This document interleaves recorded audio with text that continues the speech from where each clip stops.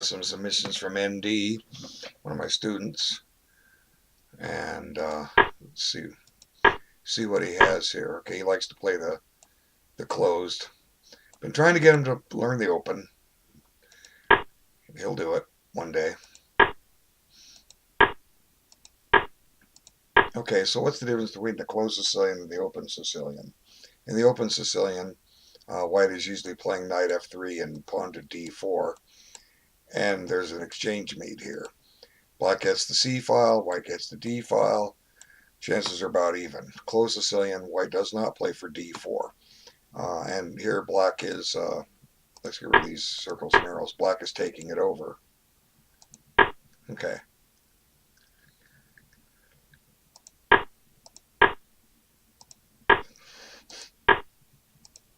So maybe white's thinking of castling queenside here.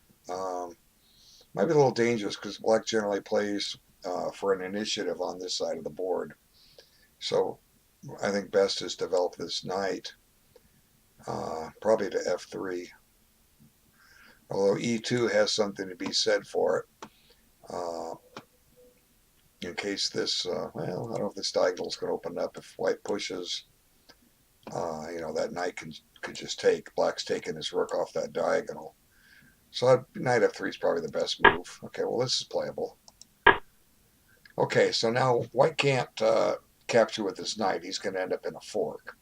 But black doesn't really have a threat here. Black might try to play knight here and knight here. We have to be prepared to meet this. So probably a good choice for white is to castle.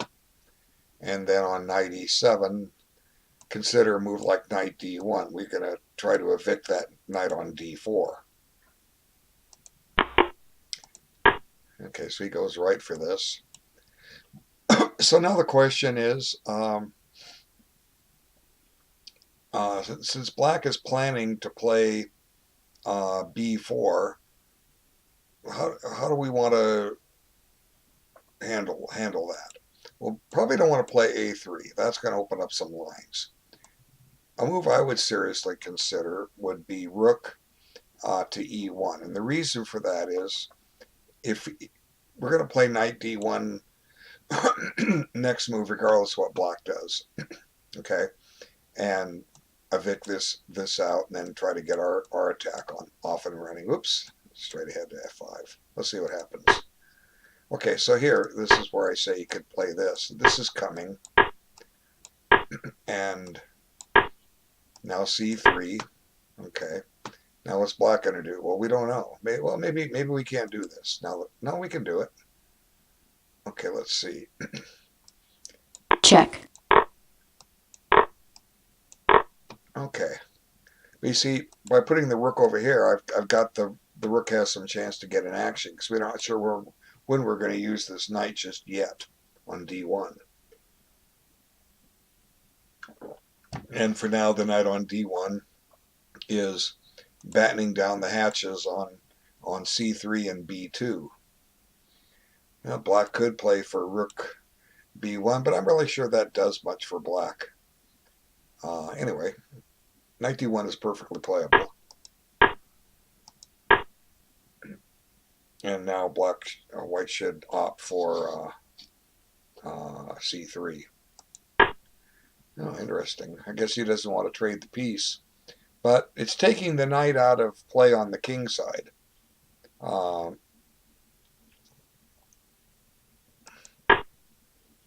And now black is intending to come in here. So this is the time for c3, I think.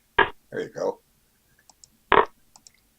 Now this knight needs to retreat. Now there's not going to be an exchange on e2. Okay, what is going on here?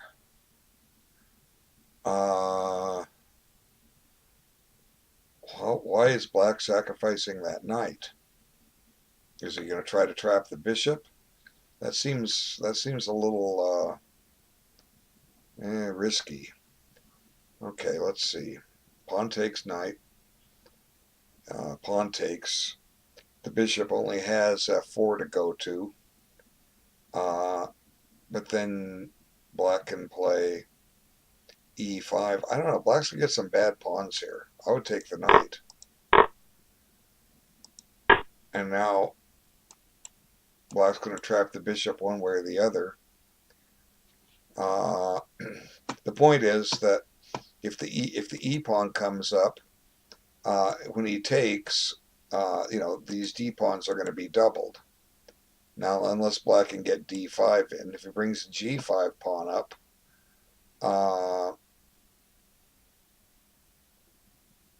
it's going to isolate the h pawn. Let's see what happens. Okay, so he chooses this.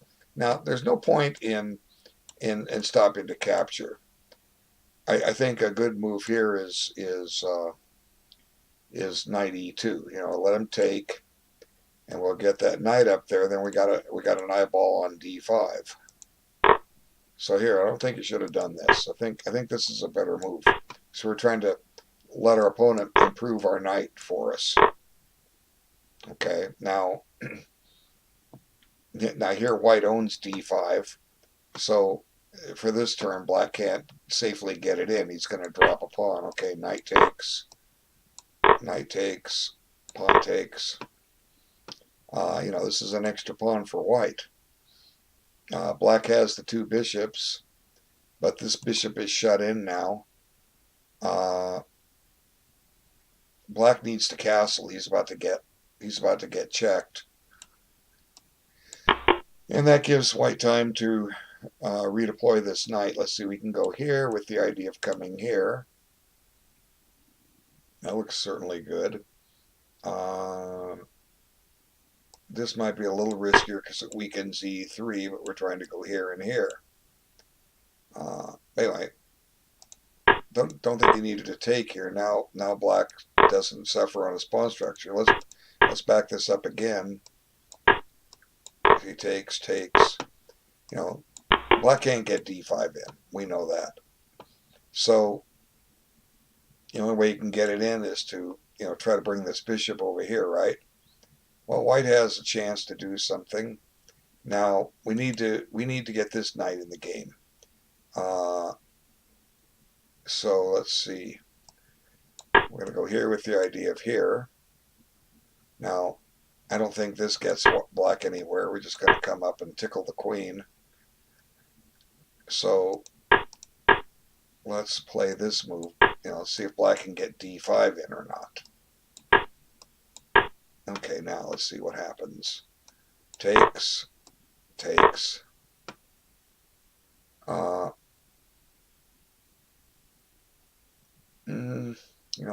The drawback is, this bishop is going to be clogged in.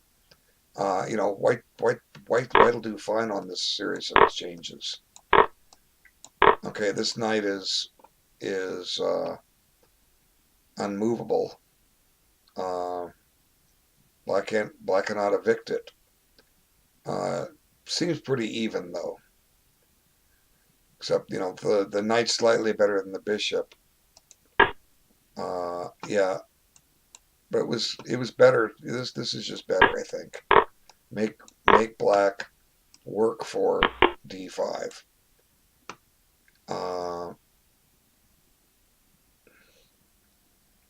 Let's see.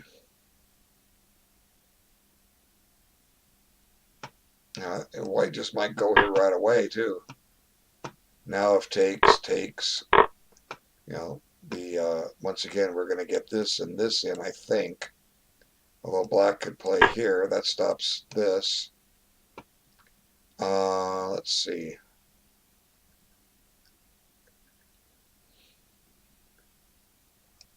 Go ahead and weaken e6 so we get this knight in the game. I don't know. It seems pretty even. So, almost wondering, let's back this up just a little bit more. I had another thought. When black played here, what if we just try to improve our position and ignore this? I mean, the natural instinct is to take. What if white plays f4? Now, the knight is under attack. The bishop has a retreat square. Okay, so this is a move white wants to play. This is a move maybe black doesn't want to play. So now black has to deal with his knight. Let's bring it back here. I think that's the only safe square. Now here we can mess up his pawns. Okay, for instance, if takes, he can't take with the knight because he drops this. Okay, I could take with the bishop, I suppose. Darn it. I don't think there's enough with the exchange sack. You know, these two knights are a little out of place. Okay, so we're going to hold F5 just for now.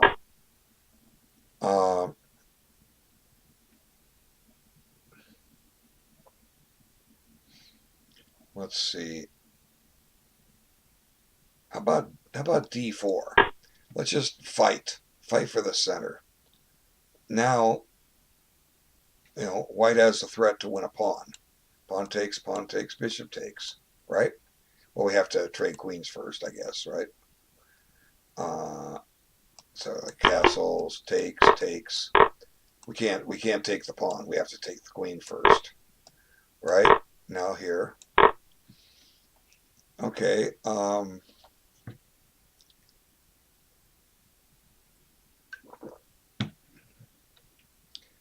I don't think black has enough compensation here. Or does he have a trick here? Let's see. Rook takes, bishop takes.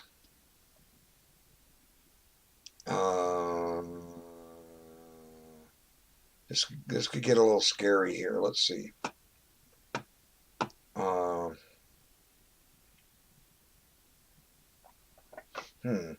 It's a very interesting line. Let's see. I mean, we can take and give a check, but I don't think that goes anywhere. So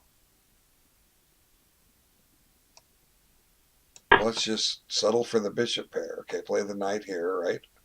Or do we have to go there? Let's shut down the B file. That's why I want to go there. Takes. Now white has the two bishops. I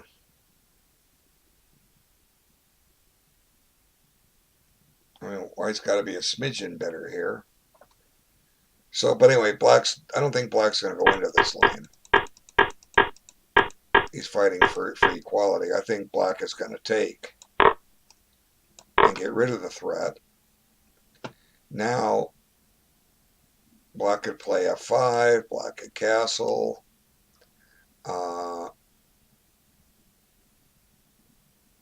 Let's see.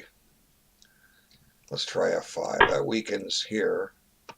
White's not really able to do anything about it. Let's push.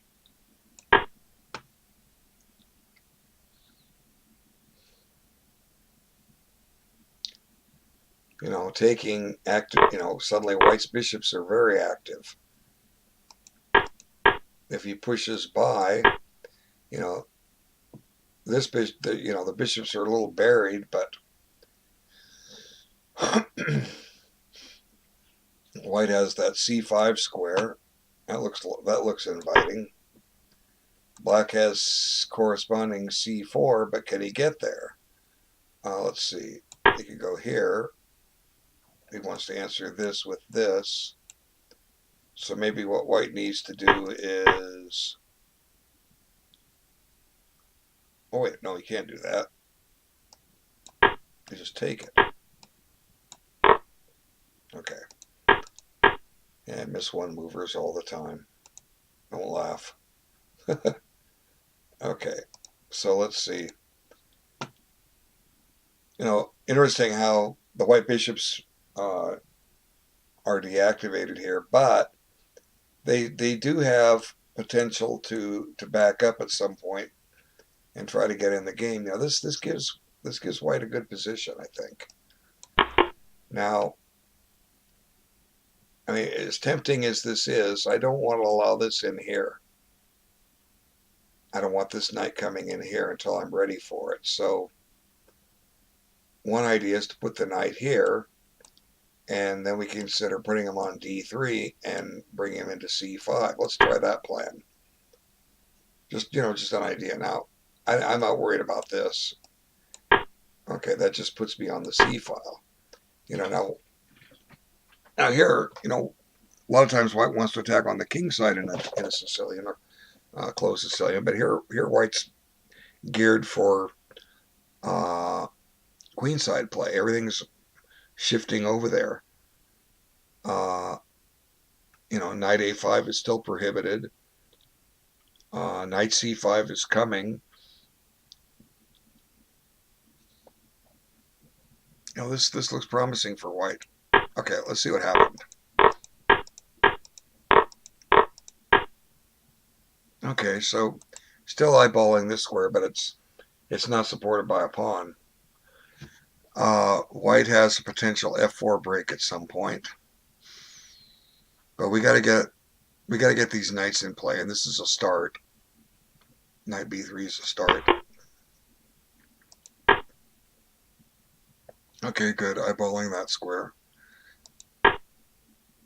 Now I would consider transferring a rook here so that we don't have to take back with the pawn. Okay, well this was coming.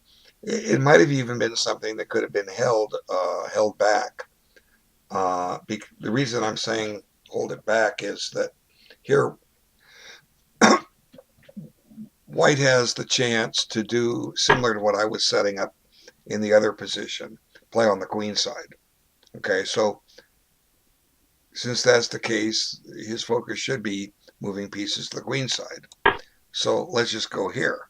Okay, now the worst that can happen, it takes 3 moves, 1, 2, 3, and then we still have F4 if we need to. But here, black needs something going on the queen side himself. Let's see. I don't know. Let's see. I'll just go ahead and do this. Chase the queen. Maybe we can play queen A5 or something. White's got some chances here on the queen side. Sometimes it's kind of like, chess is a war game. Do you want a two-front war? What's the advantage? The advantage of a two-front war is one side doesn't know which one you're going to do the most work on. They got to defend both. But, when you do a two-front war, you're spreading your resources out. So, F4 isn't going away. It could come up later. But, it's a perfectly playable move. Okay. Now, for what it's worth, this did cause this to shut in a little bit. I still like this move. Okay, that's playable too. We do send that bishop scurrying home, which makes me think of something. What if could white do this, or is this asking too much? I don't know. I guess if black had to, he could play bishop c8. I'm just trying to get this bishop activated. Okay. All right, so good job with the placement of the knights. Now we can challenge the B file. Do you have to go back there from whence it came?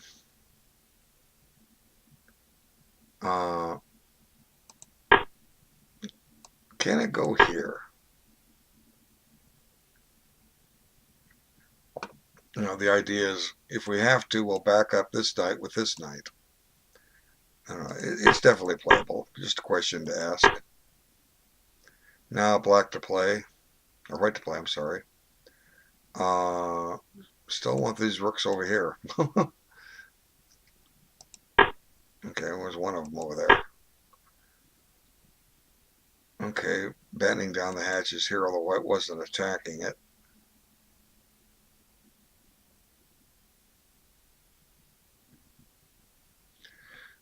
We might open up see if the F file opens up. But I don't know. It's still a two-front war here. There you go. Okay, that's what I've been wanting. All right, good job. Now let's see. I teach this guy well. He understands me. All right, let's see now.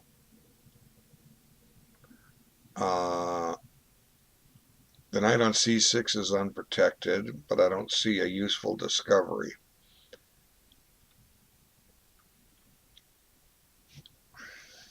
So let's see.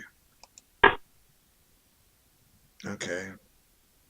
Maybe try and get this in the game. That weakens this square. When they move their pawns, always take a look at what square they weakened. Okay. Okay, that attacks the knight. White certainly has an impressive looking position on the queen side. I mean, this knight's blockading a pawn. It's threatening to jump in here.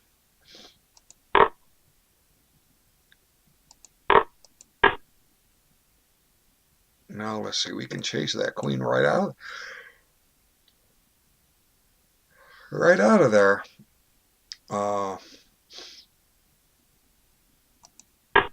Okay, let's see.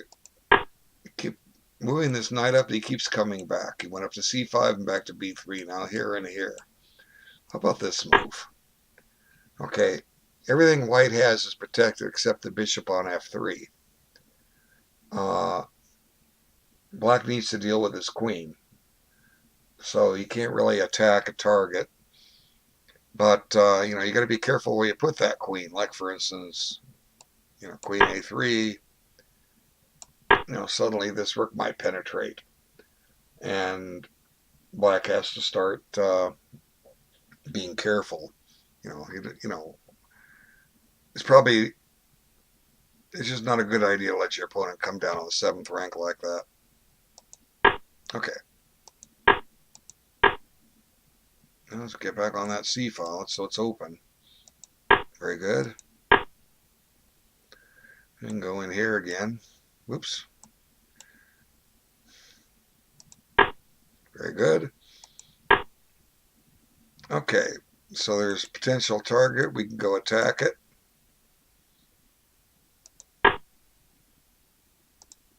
Let's see, what's wrong with attacking it?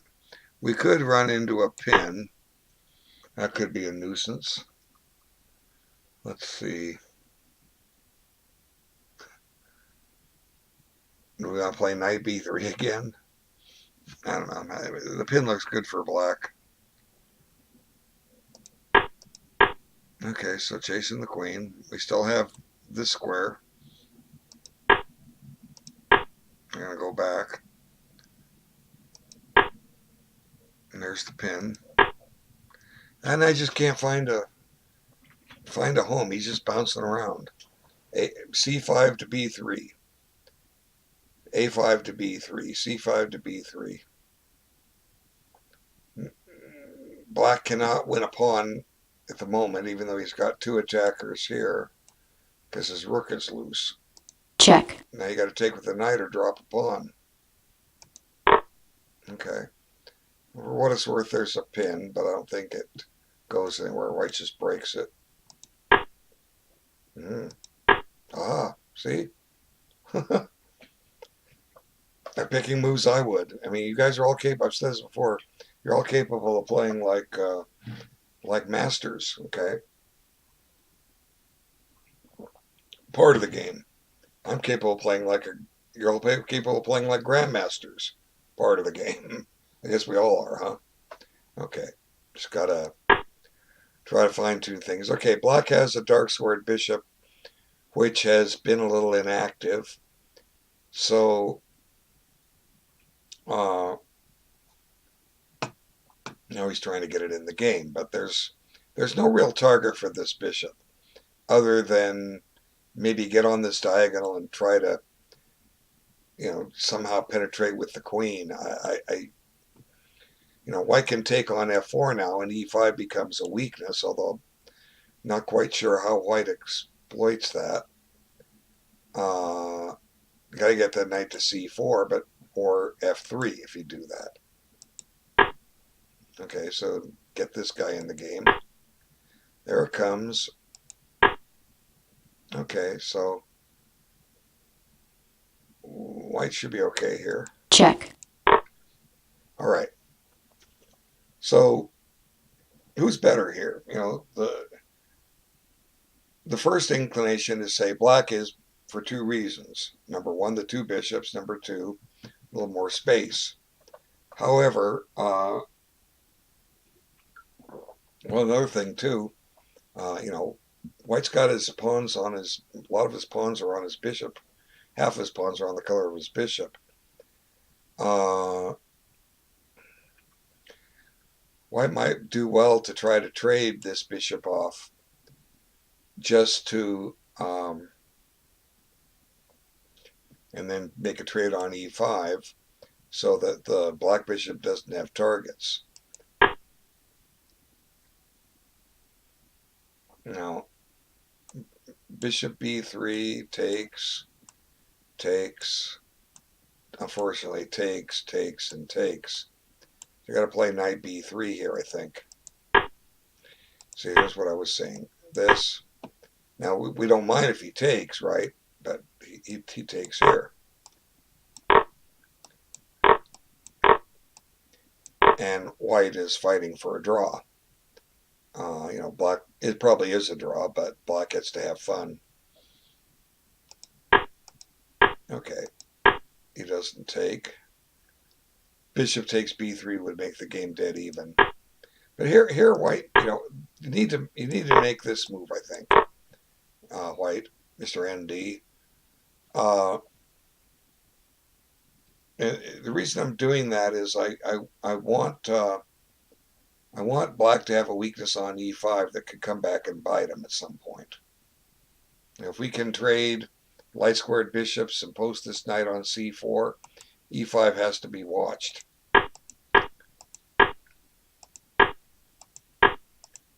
Okay. Here both sides are trying to get their kings in the game. Check. There, he took it. Now, if you take with the king, this becomes a target. So pretty much has to take with the pawn. Very good. Okay. Now, this knight is 2 moves away from f3. Now he's a little further away from f3. Now this is going to probably lead to a draw, though. Now black can win a pawn, right? Why doesn't he? Oh, I see. Well, I think this position is going to be a draw.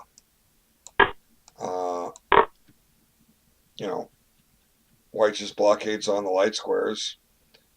If black tries to win, black just blockades on the dark squares. If white tries to win, I think the game's setting for a draw now. And that appears to be the result.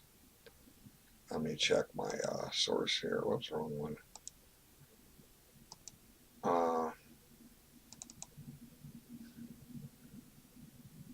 Yeah, game ended in a draw here. So it seems to be a fair result. Okay, good game.